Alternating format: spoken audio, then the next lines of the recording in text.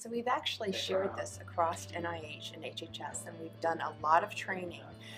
It's already created some really amazing efficiencies, and it's allowed people to use the information much sooner. One of the agencies that is currently using it used to spend 72 work days to do analysis on 24 reports. With this tool, they can do that same analysis in one workday, which takes their cost for those reports from $42,000 to about $590. And because of the savings and the efficiencies it's created, they have decided to increase the reporting six-fold. So they're going to be doing 150 reports this year, probably get them done in less than a week, and now there are going to be 126 leaders, managers within that agency that will have their FEVS results available to them. They wouldn't have had it otherwise, and that's where all the good stuff is, and those lower level, deeper dives. That's where you can make the change. That's where it starts. At NIH alone, we were spending 30 hours or more on doing one report, and we can do it 3 to 5 minutes now, and it gives us better information, and it's in the format that OPM has kind of directed to us. Actually, there's a little bonus there because we have all of the OPM index measures and key categories. We added an HHS one regarding effective communications, which is really important, so other agencies will benefit from that as well.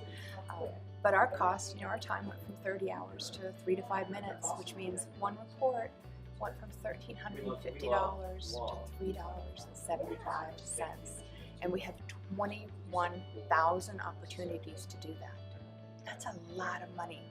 That's a lot of savings, and that's a lot of great information that people may not have had at their fingertips before. Right. So what they can do when they start using the tool, it's conditionally formatted, so any problem areas, areas for opportunity for improvement, are conditionally formatted to kind of pop out at you, so you can start to see themes. Is it in leadership lead? Is it in global satisfaction?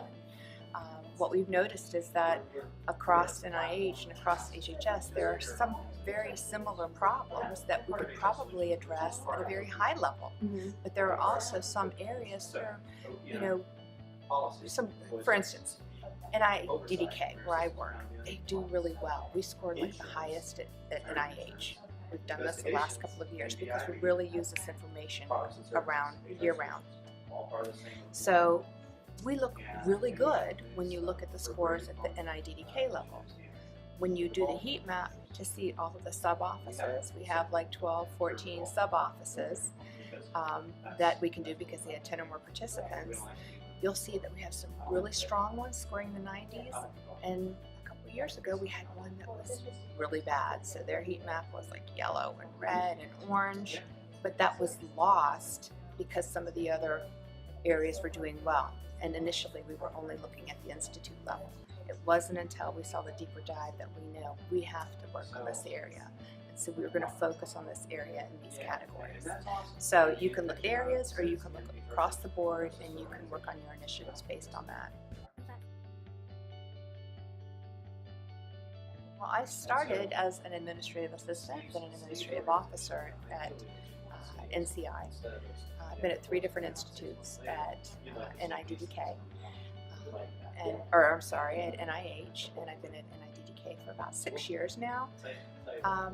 I never stopped creating, and I never stopped looking for better ways of doing things.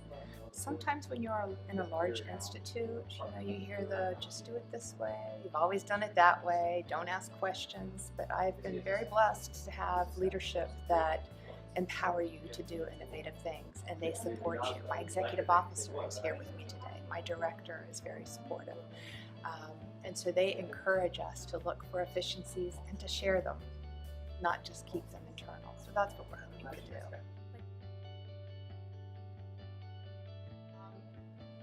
I don't really take no for an answer, kind of in a nice way. I always try and find, different resources to kind of get the word out there. I mean, we bring in people that are wonderful stakeholders, and we get feedback from them to make the product even better. But when it comes to sharing it, we really hit some roadblocks. So I've probably gone a little non-traditional route, and it's kind of working. So we've shared it across NIH first, and they fell in love with it. And in fact, one of my colleagues at NCI is the one who contacted HCMG to say, you need to know about this. We need to get this out there. And then I reached out to HHS because I wanted to go up the chain of command to make sure that I was doing it properly. And we shared it with the HHS people. And then it kind of quieted down, and I was like, I need to get it out further, and I really couldn't get the answers that I needed from a number of people. It's not any one person. So we decided it might be great to come here just to kind of, rub elbows with the people that really, would recognize the value of this. So it's kind of like getting backstage at a concert. We're really excited to share it, and we hope that everyone benefits from it.